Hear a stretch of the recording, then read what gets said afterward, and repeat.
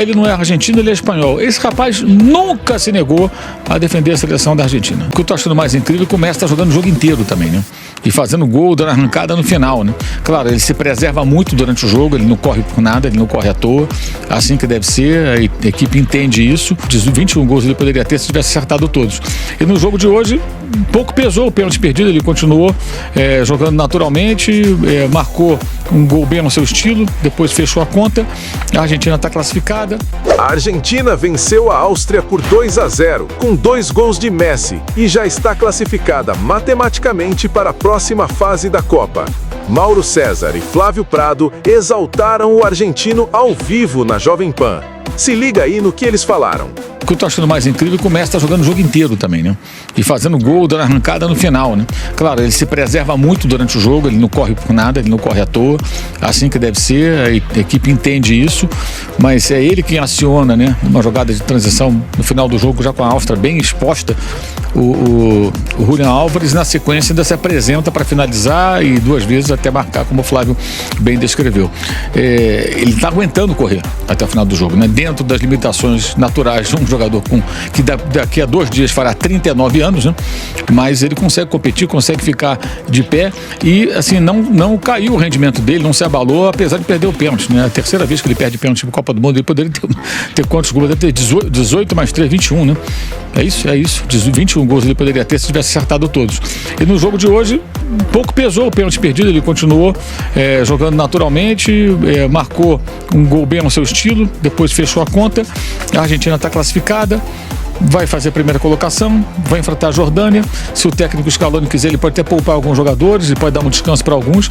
É verdade que há um intervalo bem razoável entre o jogo e o outro nessa Copa, né? 5, 6 dias, mas isso vai ser cumulativo, então acho que é uma boa oportunidade para ele dar rodagem a alguns jogadores, observar inclusive quem teve queda de produção nesse jogo e ver outros jogadores em ação nesse jogo contra os jordanianos, e o próprio Messi jogar de repente 45 minutos, jogar menos tempo, dá tranquilamente para fazer isso, ou não jogar, aí vai muito da decisão deles dois, né?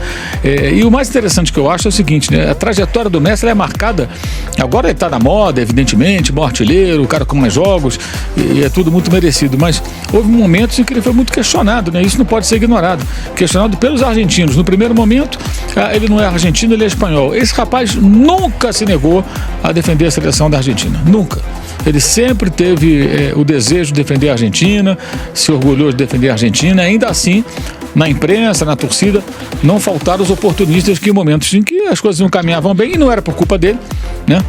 É a mesma coisa, se o Brasil é eliminado na Copa, a culpa é dos jogadores ou a culpa é do status quo da CBF, que teve 4 técnicos nesse ciclo e o presidente trocou 3 ou 4 vezes?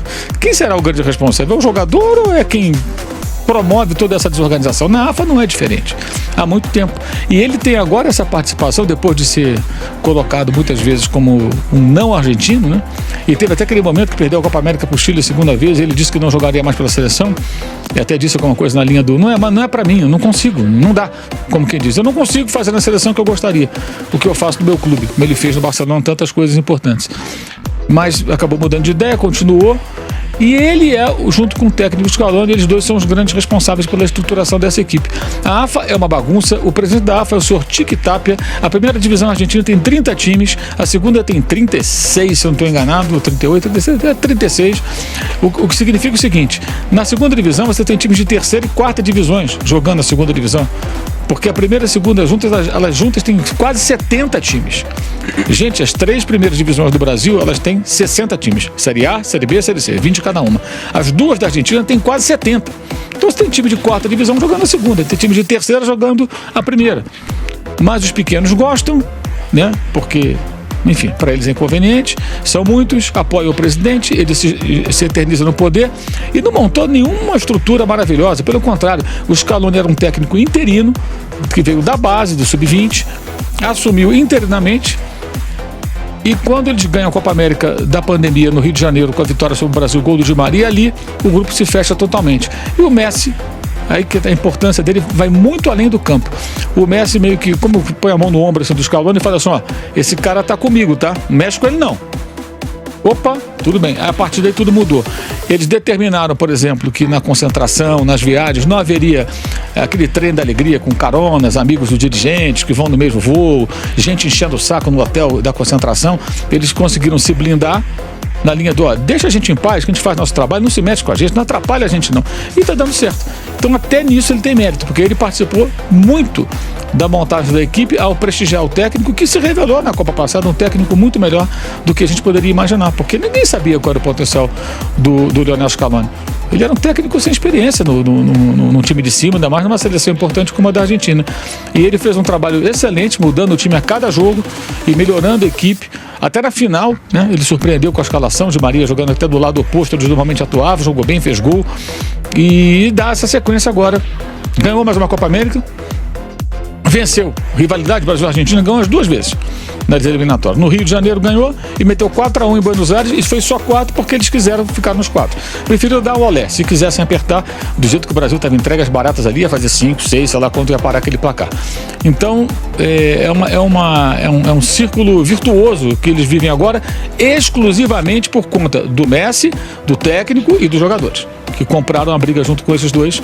Então a Argentina hoje tem um time forte, que despertou uma certa desconfiança meses antes da Copa pelo envelhecimento do elenco, mas na prática ele acaba tendo um elenco que não é tão velho, porque o Otamendi virou reserva, né? O próprio Paredes, que já tem 30 anos, também está no banco, o Tagliafico virou reserva. Aí estou falando de 3 jogadores com 30, 33, 34, enfim, que perderam espaço. Então tem o Messi mais velho, tem um outro jogador na faixa dos 30, mas o time não está tão envelhecido como parecia que poderia ser na Copa do Mundo. E usando com parcimônia, digamos assim, alguns atletas experientes, mas mais rodados e já mais veteranos. O começo é muito bom, é muito pouca coisa, a Copa do Mundo é muito longa, adversários muito piores vão aparecer no caminho da Argentina, mas o começo é bom para eles porque eles demonstram competitividade. Messi ainda em grande forma, que era uma grande dúvida, porque ele foi jogar no futebol que eu chamo de futebol recreativo lá dos Estados Unidos, ninguém marca, dribla, tudo bem e tal, um futebol mais suave, né? Mas ele está jogando, ele está competindo, está conseguindo terminar os jogos. Então dá a sensação de fato de que a Argentina vai crescendo na competição e deverá ser uma forte candidata ao título se as coisas caminharem nessa direção no transcorrer das próximas fases. Os argentinos, 22 de julho, há 40 anos, sabe o que estava acontecendo? O gol, La Mano Religioso, e o maior gol das Copas contra a Inglaterra, 22 de junho. Impressionante para os argentinos como essa data é importante. Hoje o Messi se isola como o maior artilheiro das Copas do Mundo, que antes ele já alcançou o close, mas hoje ele se isolou. Então realmente é um dia, eles vão fazer mais um feriado lá, viu? Porque eles têm 2 feriados, só de independência tem 2. Acho que eles vão fazer o 22 de junho como dia do futebol. E ó, Flávio, antes da gente passar pro tema Argentina, numa questão geral, mais ampla também, né, com relação à equipe, ao jogo de hoje também, só para trazer o ponto que eu até abordei com o Mauro. Você acha que vai nessa linha também de não ter o debate, achar que assim, o debate sempre vai existir, é bem verdade, mas de que é bom até para a carreira do Messi e também pro legado do futebol como um todo, não ficar tendo esse tipo de comparação entre o Pelé e o Messi. E convenhamos também, são 2 jogadores que são de prateleiras totalmente diferentes, pelo que a gente viu em Copas. Mas para você, qual lugar ele estaria nesse momento em uma prateleira da Copa do Mundo? Não é pouco, o Messi está entre os 3 maiores. E aí você tem, para mim, Pelé sem dúvida, e aí você vai brigar pelo feito de Maradona e do Messi. Eu acho Maradona uma coisa, um personagem maior, tudo que ele fez, a coincidência da Guerra das Malvinas, esse jogo que hoje faz 40 anos, né? E o Messi é um jogador extraordinário, genial, maravilhoso. Agora, nunca vai ser possível ter uma comparação exata, porque há uma diferença, há coisas assim que... O Cristiano falou uma coisa outro dia que é verdade. Ele vai fazer 1000 gols e todos os gols deles foram registrados. Do Pelé, não. É uma verdade. Os 2 fizeram 1000, Pelé fez 1279, mas muitos não foram registrados. O Santos ia jogar no interior da África e tal, e só escrito. Então é muito complicado, né, esse tipo de comparação. Eu tive a felicidade de ver os 3. Para mim não dá para comparar. O Pelé, até porque o Pelé era ambidestro no nível altíssimo e cabeceava, né, de uma maneira absurda. E o Messi e o Maradona, gênios maravilhosos com a perna esquerda. Então eu arrisco dizer que o Pelé fazia com as duas pernas o que eles fazem com a esquerda. E não é pouca coisa. Fazer o que o Pelé fazia com uma perna é um absurdo. Cabeceio, o Pelé ganha deles. Mas isso não diminui nada. Nós estamos falando de jogadores monstruosos. E se o cara fala, não, eu não vi o Pelé e o Maradona maior que eu vi, o Messi, tá tudo certo. Nós estamos falando de coisa muito grande, coisa enorme.